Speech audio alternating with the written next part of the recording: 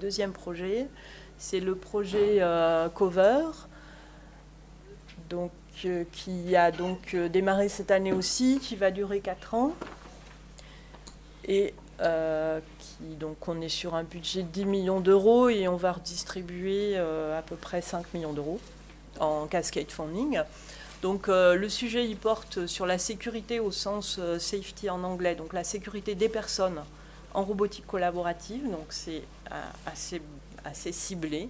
Donc robotique collaborative, on entend des robots qui partagent l'espace avec des hommes, donc ça peut être un simple robot industriel utilisé sans barrière, jusqu'à de l'exosquelette, des choses beaucoup plus où il y a beaucoup plus d'interaction.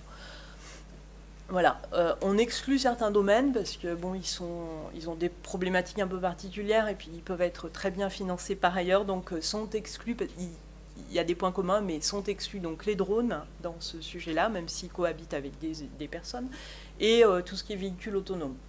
Voilà.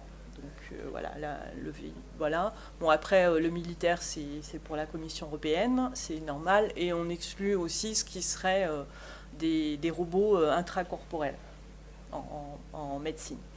Donc les domaines qu'on vise, qui ne seront pas absolument exclusifs dans l'appel à projet, mais sur lesquels le consortium développe le plus d'éléments qui pourront vous aider, donc qui auront une certaine priorité, c'est le manufacturier, la robotique de rééducation, donc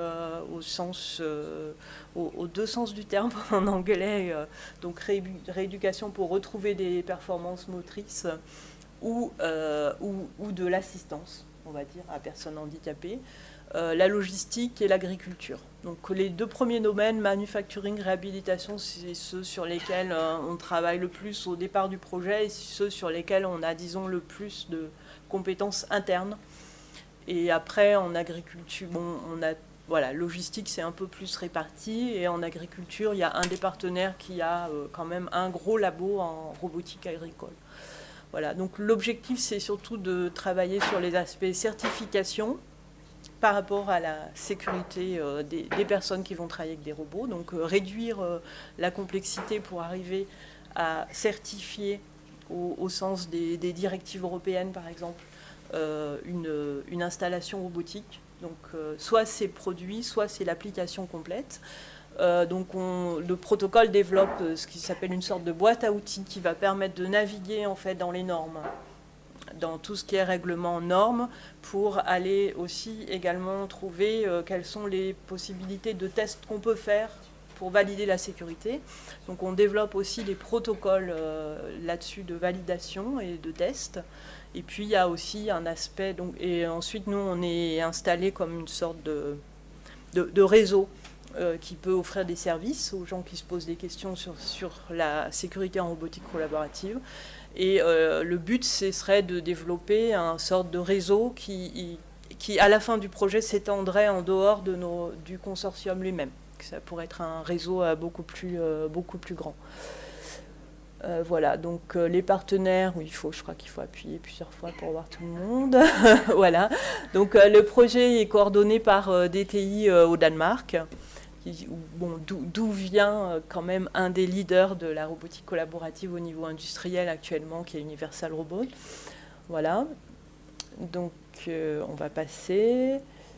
Voilà, donc ça c'est les développements. Donc pour les appels à projets, vous pouvez concourir si vous développez ou utilisez de la technologie, on va dire robotique, dans un cadre collaboratif, donc avec présence de l'homme.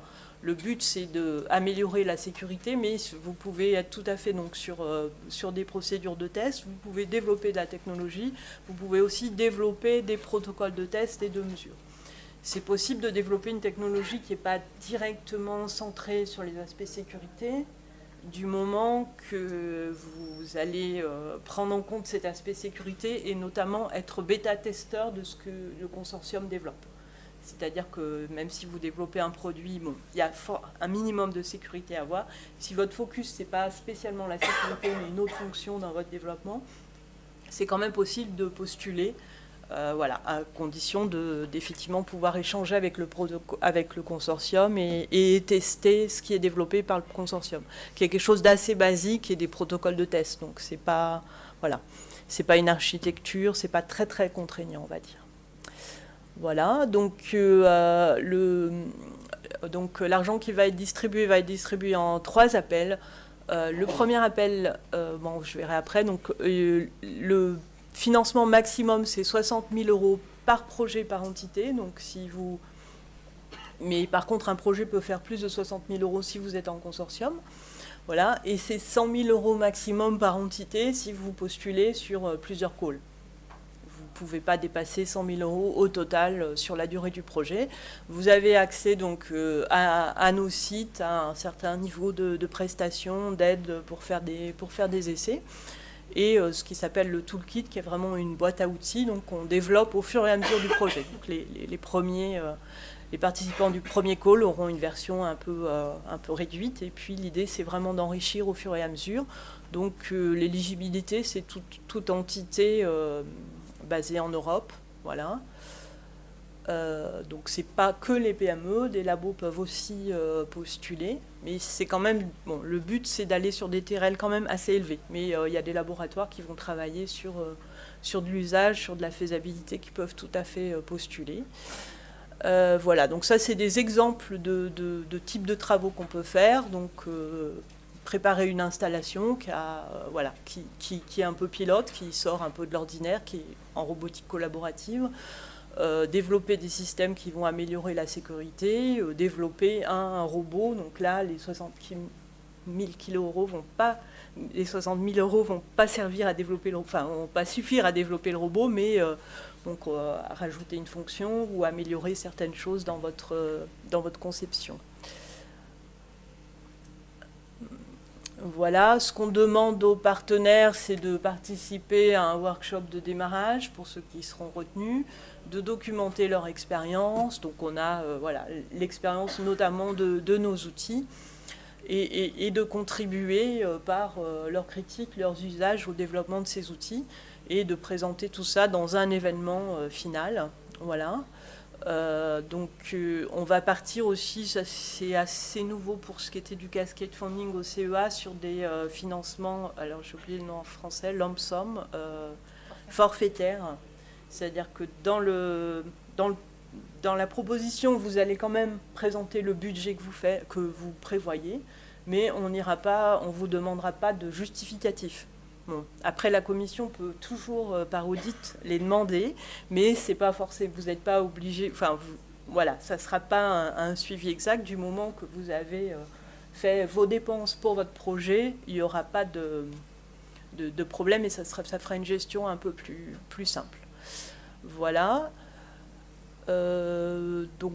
Après, oui, on va favoriser au premier call le manufacturing parce que c'est là-dessus qu'on a le plus d'éléments, mais ça ne sera pas exclusif, donc tous les projets peuvent être présentés. Et après, on va avoir une évaluation par des experts externes et une finalisation où on va prendre en compte normalement des critères un peu pour couvrir les domaines d'application, voire aussi couvrir géographiquement, puisque chaque projet sera rattaché à un centre. Donc ça, c'est le planning pour le premier call. Donc il devrait ouvrir le 15 novembre, donc très bientôt. On va l'ouvrir pour un peu plus de 3 mois, en fait. On va mettre la deadline au 28 février. Faut pas, par contre, vu le coordinateur, faut pas compter sur une extension de la deadline, je pense. J'avais retiré tout de suite les gens. Et voilà, donc on prévoit de sélectionner d'abord la sélection faite courant avril. Ensuite, il y a toujours une phase de contractualisation dans les cascade funding. Donc là, on essaye de simplifier. Bon, le CEA on a déjà fait. Donc chaque partenaire sera rattaché à un centre et contractualisera avec un des partenaires de Cover. Donc là, on essaye de le simplifier, de l'accélérer. Mais bon, ça prend quand même minimum un mois, on va dire. Donc on pense que les premiers projets pourront démarrer au mois de juin et la durée maximale est de 9 mois de durée du projet. Voilà, et il y a 3 appels. Donc l'appel suivant, donc Mis à part éventuellement une préférence sur certains domaines, les appels ne devraient pas changer beaucoup d'un sur l'autre. Donc le prochain appel sera soit pour septembre, soit à voir pour... dans la proposition, il était prévu au mois de juin, donc soit il va ouvrir en été, mais sur une plus grande durée, parce que l'été, c'est pas... Voilà, l'appel va ouvrir soit au mois de juin, soit au mois de septembre l'année suivante. Voilà, le deuxième appel. Voilà. Et donc, comme pour les autres projets, tous les candidats ont intérêt à se rapprocher d'un partenaire pour discuter de l'éligibilité et puis de la pertinence du projet par rapport aux objectifs et des façons de le présenter. Voilà. Donc c'est pareil, la partie technique, je pense, ne dépassera pas vraiment 2 pages. La partie vraiment technique à rédiger, 2-3 pages maximum. Et par contre, après, bon, il y a une petite partie administrative, mais qui reste limitée. Voilà. Merci.